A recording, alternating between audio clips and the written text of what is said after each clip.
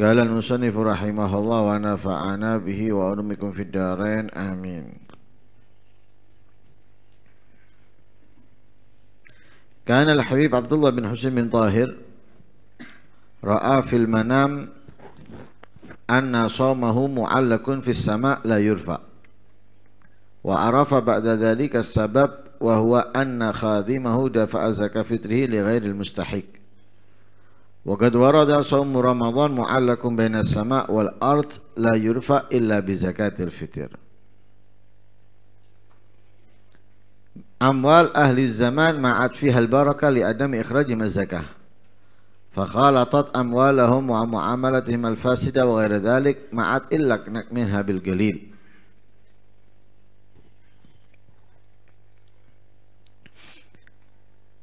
Al-Habib Abdullah bin Husain bin Tahir pernah pada suatu hari dalam tidur bermimpi bahwa puasanya mu'allak fis sama la yurfa, itu tergantung di langit, gak diangkat. Ini kinayah. Nah, kinayah diterimanya amal itu dengan bahasa diangkat ke langit. Nah, kalau nggak diangkat ke langit atau gantung itu berarti nggak diterima. Ya, sebagaimana di dalam ayat Al-Quran Allah berfirman, ilaihi yas'adul kalimut thayyibu wal amalu salihu yarfa'uhu.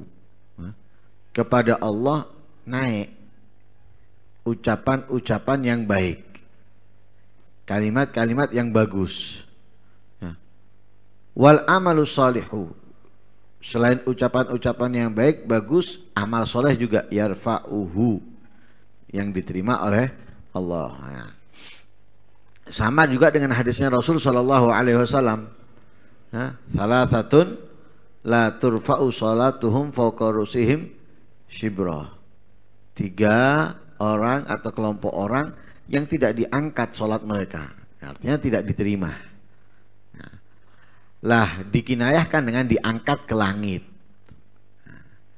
Padahal diterimanya amal itu bukan berarti naik ke langit, enggak, hanya kinayah. Ya, seperti kalau kita dilaporkan kemana? Ke atasan. Nah, atasan. Nah. Lah Abdullah bin Husain ini mimpi bahwa soal puasanya enggak diterima, gantung. Hanya beliau tahu penyebab tidak diterimanya. Apa? Pembantunya memberikan zakat fitrahnya bukan kepada orang yang berhak menerima. Karena diteliti sama beliau. Kenapa kok nggak diterima ini? Diperhatikan, dicari tahu ada apa. Nah, kalau hartanya sudah jelas halal, yang dikeluarkan bukan yang busuk, yang buruk, tapi yang bagus, yang baik. Oh, coba diperhatikan. Lihat, oh ternyata yang dikasih oleh pembantunya ini bukan orang yang berhak menerima zakat. Nah, kalau bukan orang yang berhak menerima zakat, maka tidak dikatakan ia berzakat. Karena itu resiko kalau kita mewakilkan kepada seseorang yang mana orang itu tidak memerhatikan yang ia beri. Pokoknya beres, tidak ada yang nandon di dia. Ini dikeluarkan sembarangan, resiko. Karena ketika dikeluarkan bukan pada orang yang berhak, tidak dianggap kita berzakat. Kalau sampai dia menyalahkan hadisnya Rasulullah, katanya Rasulullah kalau orang yang berzakat itu dijaga hartanya, kok hartaku habis. Ya perhatikan dulu zakat kamu selama ini sesuai nominalnya atau kamu berikan kepada orang yang berhak atau bukan. Nah, kalau bukan ya berarti nggak diterima. Kalau nggak diterima kamu dianggap belum mengeluarkan zakat. Karena itulah Abdullah bin Husain bin Tahir meneliti, ternyata orang yang menerima zakatnya dari pembantunya bukan orang yang berhak menerima zakat. Nah, akhirnya dikeluarkan zakatnya lagi agar zakatnya diterima oleh dikeluarkan zakatnya agar puasanya diterima. Ya, zakatnya dikeluarkan lagi, diberikan kepada orang yang berhak menerima zakat agar puasanya diterima. Karena di dalam hadis Rasul sallallahu alaihi wasallam bersabda, "Shaumu Ramadan mu'allaq bainas sama wal ard." Ya. La yurfa'u illa bi zakatil fitr. Puasa Ramadan itu bergantung antara langit dan bumi. Ya. Nggak naik, nggak turun, gantung. Tidak diterima puasa Ramadan ini kecuali dengan zakat fitrah. Artinya tidak diangkat puasa Ramadannya kecuali dengan zakat fitrah. Dengan zakat fitrah baru puasanya diangkat alias diterima oleh Allah Subhanahu wa ta'ala. Amwal ahli zaman ma'at fihal barakah. Harta orang zaman sekarang itu tidak mengandung keberkahan. Tidak ada keberkahannya sama sekali. Harta orang zaman sekarang tidak ada keberkahan sama sekali. Alasannya li adami ikhrajih min zakat, karena tidak mengeluarkan zakat. Mereka tidak mengeluarkan zakat. Kadang orang itu kurang menghitung.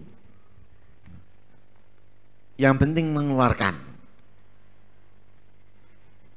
Jadi sesuai nominalnya atau tidak dia nggak peduli. Yang penting dia mengeluarkan. Perkiraan. Nah ini nggak bisa dengan perkiraan. Perkiraan saya mengeluarkan sekian. Perkiraan nggak bisa. Harus sesuai.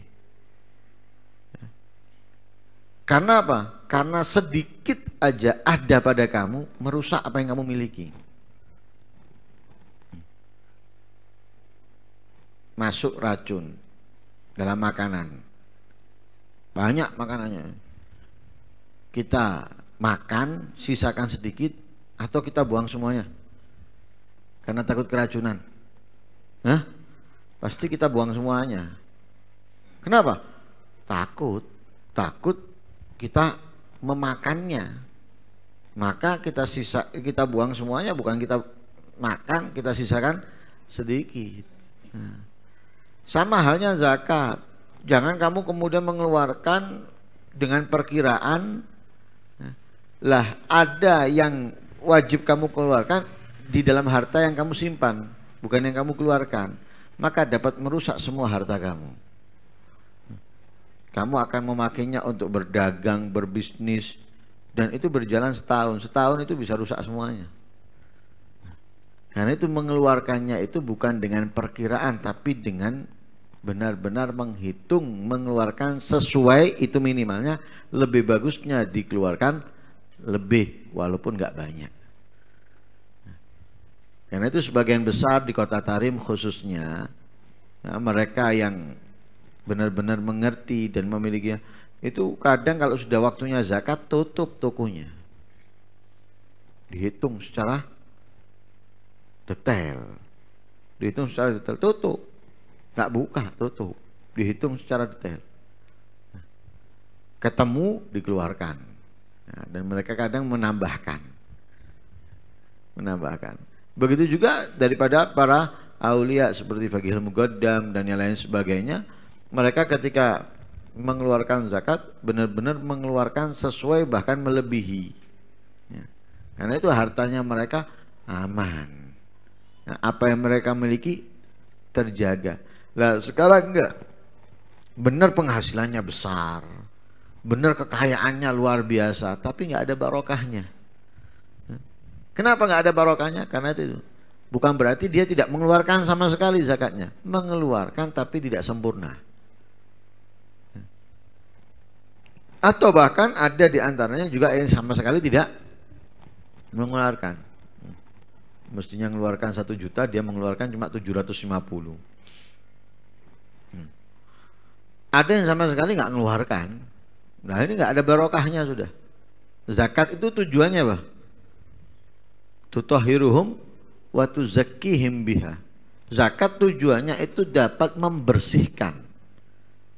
harta dari kotoran. Menjadikan zakat sebagai benteng penjaga untuk hartanya. Itu yang dikatakan oleh Allah. Tapi dia tidak akhirnya apa? Dia tidak punya benteng, nggak punya pembersih. Ibarat komputer nggak ada antivirusnya, kena virus mati. Hartanya nggak ada antivirusnya yang bisa membunuh hama, kotoran yang ada di dalamnya, yaitu zakat. Ya sudah, amblas, hilang. Fakalatat amwalam wa mu'amalatum al-fasida wa ghairi dzalik. Akhirnya apa? Bercampur karena tidak mengeluarkan zakat, bercampurlah hartanya dan muamalahnya dengan uang milik orang lain, haknya orang lain yang tidak dikeluarkan. Akhirnya apa? Merusak. Merusak. Itu semuanya kenapa? Ma'at illakna min habil golil. Tidak ada dari mereka yang ridho, yang senang, yang puas dengan apa yang dimiliki. Ingin mendapatkan yang lebih dan lebih daripada urusan dunia. Nggak ada yang qanaah. Tidak ada yang qanaah. Nah, karena itu dianjurkan kita untuk igna min habil golil. Merasa puaslah, merasa senanglah daripada harta yang kamu miliki itu walaupun sedikit. Karena senang dengan yang sedikit itu jauh lebih afdal daripada kita berusaha mendapatkan yang banyak, yang besar. Akhirnya apa? Capek. Wah, enggak puas dengan yang sedikit, nyari dia. Ini pusing akhirnya. Badannya akhirnya kurang istirahat, mau sehat. Badannya kurang istirahat, mau sehat. Enggak mau sakit, tapi mikir dan kerja terus. Nah, coba yang sedikit itu kamu nikmati, yang sedikit itu kamu rasakan. Oh, enak. Badan nggak terlalu capek, pikiran nggak terlalu terforsir. Oh, enak, nyantai. Mau makan bisa, mau istirahat bisa, ia juga bekerja. Lah kita ini enggak, digenjot. Nggak puas dengan yang sedikit, nyari. Nggak cukup pekerjaan ini, pekerjaan yang lain disabet juga. Akhirnya mikir pekerjaan ini, mikir pekerjaan itu, pemasukan ini, pemasukan itu, pengeluaran ini, pengeluaran itu, ndase full. Belum sudah urusan pekerjaan ruwet, ditambahi ruwetnya ocehannya istri, tambah mumet. Akhirnya ndase mikir, tak mikir, makan mikir. Makan nggak teratur, mikir ini, kemudian istirahat nggak teratur, mari ngono. Lede semua urusan. Badannya rusak semuanya, akhirnya diabetes, akhirnya kolesterol, akhirnya asam urat, akhirnya ini, akhirnya itu. Coba sedikit dinikmati. Ini pekerjaan ini dijalankan nggak terlalu getu, nyantai, ya. Dia istirahatnya bisa tenang, pikirannya juga nggak mumet kesana kemari, nyantai, loh seneng. Lah itu semuanya apa? Ini orang sudah nggak mengeluarkan zakat, kenapa? Nggak merasa tidak puas dengan yang sedikit, mau yang besar. Nah, dikeluarkan sebagian untuk dikelola lagi, bercampur di situ. Milik orang lain dan miliknya, akhirnya kehilanglah barokah daripada apa yang dimiliki. Al-ghalatat fi zakah anwa. Ba'dhum yaqidu dhiyafatan tajammulan an-nas wa ya'tabiruha zakah. Wa ba'dhum yukhrijuha qabla ifraziha an malih. Wa ba'dhum yadfa'uha limakfihin nafaqah kal muzawwajah. Wa ba'dhum yadfa'uha limuwaddafihi wa yaj'aluha musyaharatan lahu. Wa ba'dhum yadfa'uha li ghaniyin li anna 'adatu an yadfa'a lahu qabla ghinah. Wa ba'dhum yukhriju ba'dhu zakah wa ba'dhum yukhriju zakah min ghairi ma'rifatil makhruj anhu aw ma hadza ma'na. Nah, ini diterangkan kesalahan-kesalahan orang dalam zakat. Kesalahan-kesalahan orang dalam zakat ada beberapa macam. Di antaranya apa? Buat jamuan. Buat jamuan. Semua orang diundang. Kasih makanan, dikasih minuman, dikasih bingkisan. Dianggap itu adalah zakatnya. Jadi uang yang mestinya ia keluarkan zakat kepada orang yang berhak menerima zakat dibuat oleh dia jamuan. jamu banyak orang. Nah, dianggap itu adalah sudah mengeluarkan zakatnya. Nah, orang yang diundang semuanya buat undangan untuk jamuan, nggak bisa. Nggak bisa dijadikan itu berarti dia sudah mengeluarkan zakat. Karena zakat itu kan macam-macam. Kalau kita zakatnya ini, ngeluarkannya ini, zakatnya itu, ngeluarkannya itu. Dan bukan matang, bukan masak, tapi mentah. Kan gitu, mentah. Loh ini enggak jamuan, sudah jadi sate, sudah jadi gulai, sudah jadi rawon, sudah jadi ini, bingkisan, dan lain sebagainya. Yang diundang semuanya, mau yang miskin, mau yang kaya, mau yang rakyat ataupun pejabat yang diundang, jamuan. Dianggap dia itu sudah sesuai, sudah pas, benar dalam mengeluarkan zakat. Ada lagi yang mengeluarkan sebelum dipisah daripada hartanya. Belum panen, dikeluarkan dulu. Sudah dipanen, dikeluarkan dulu, belum dipisah. Ini atau sebelum dipanen, dikeluarkan dulu sebagian. Atau juga diberikan kepada orang yang wajib ia nafkahi, diberikan kepada istrinya misalnya, diberikan kepada anaknya misalnya, atau diberikan kepada orang tuanya yang wajib ia nafkahi. Nggak bisa, yang wajib dinafkahi itu tidak berhak menerima zakat darinya. Beda kalau dari orang lain. Kalau dari dia dan dia wajib menafkahinya, nggak bisa orang yang wajib kita nafkahi kemudian kita berikan zakat kita kepadanya, nggak bisa.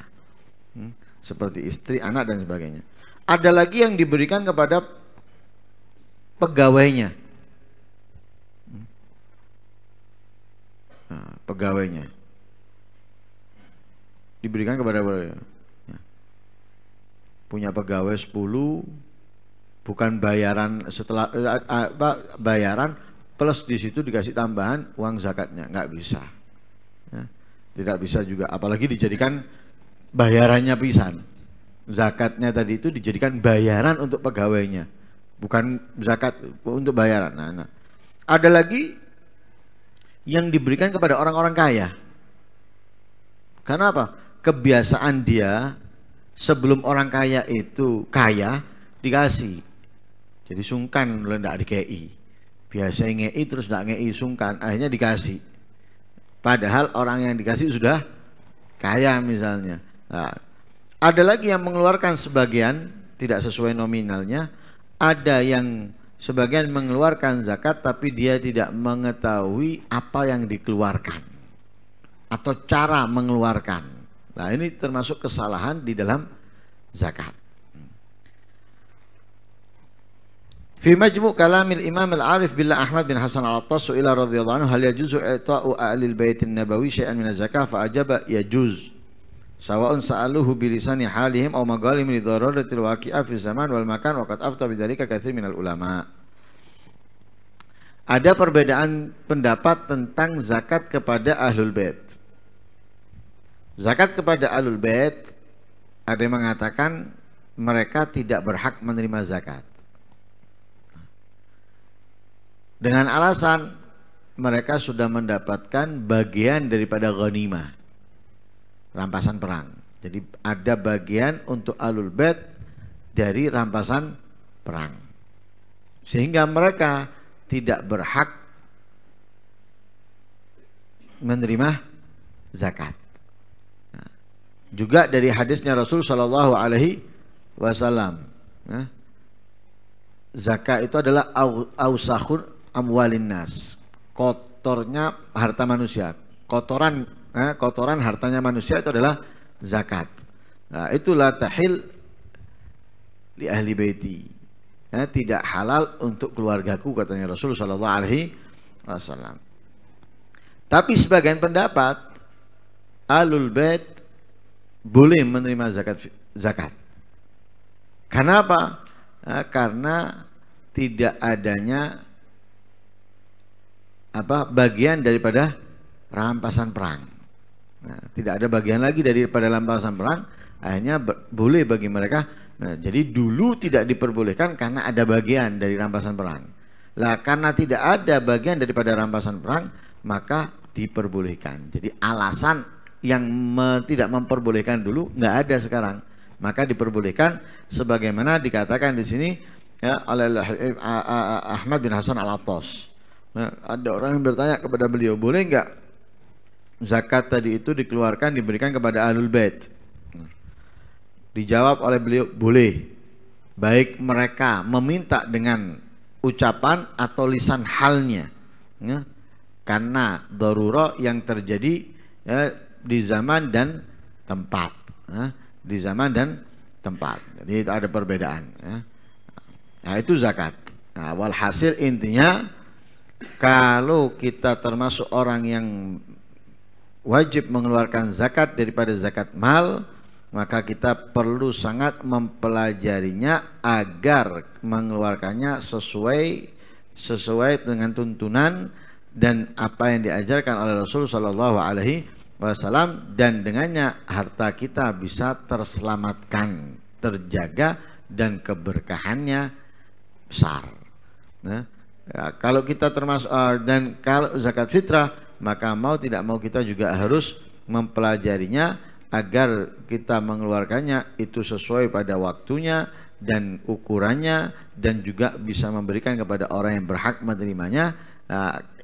Puasa kita diterima oleh Allah Subhanahu wa ta'ala. Hindari dari kesalahan-kesalahan yang terjadi dalamnya karena kekurangan ilmu yang kita pahami.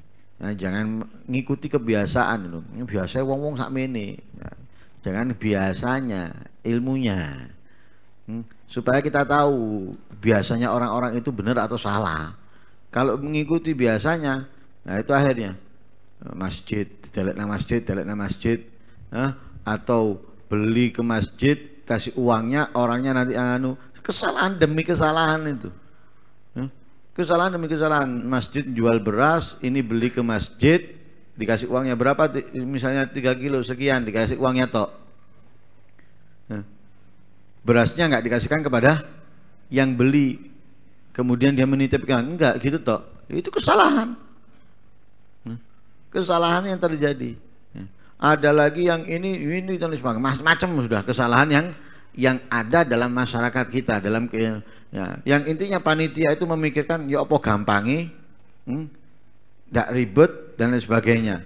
Nah, kalau dulu orang-orang datang bawa beras, mikir panitia tahun ngarep ojo ini dievaluasi, jangan seperti ini, mendingan kita menyediakan beras jadi ada pemasukan dan yang lain sebagainya.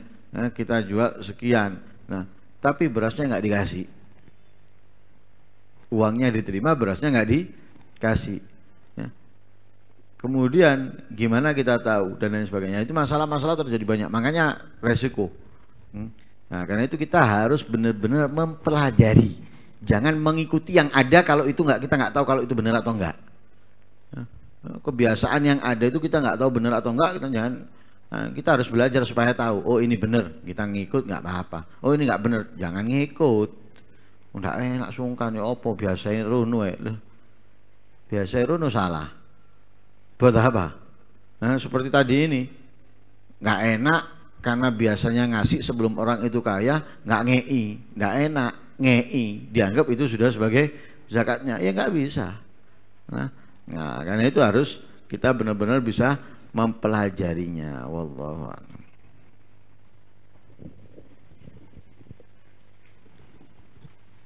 Madha sidku ahlu sidki ya sa'du qad madha فلا تطلبن صدق من أهل ذا الزمان فليس لهم صدق ولا يعرفونه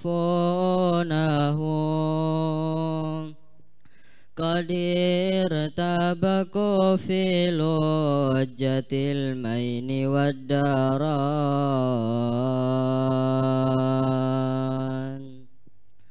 تملكهم حب الحظوظ وشهوة النفوس فقل يا رب عافي من الفتن فأين أولو التقوى وأين أولو النهى وأين أولو الإيقان والعلم والفطان وأين الرجال المقتدى بفعالهم وأقوالهم يا سعد في السر والعلان أكلهم ماتوا أكلهم فانوا أمي ستروا لما تعظمت المحان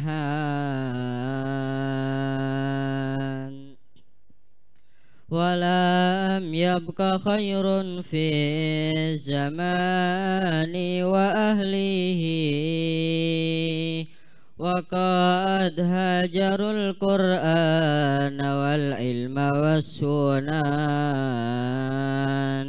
فآه وآه كم بقلبي من أسى وكم لي وكم بي من وليل ومن شجان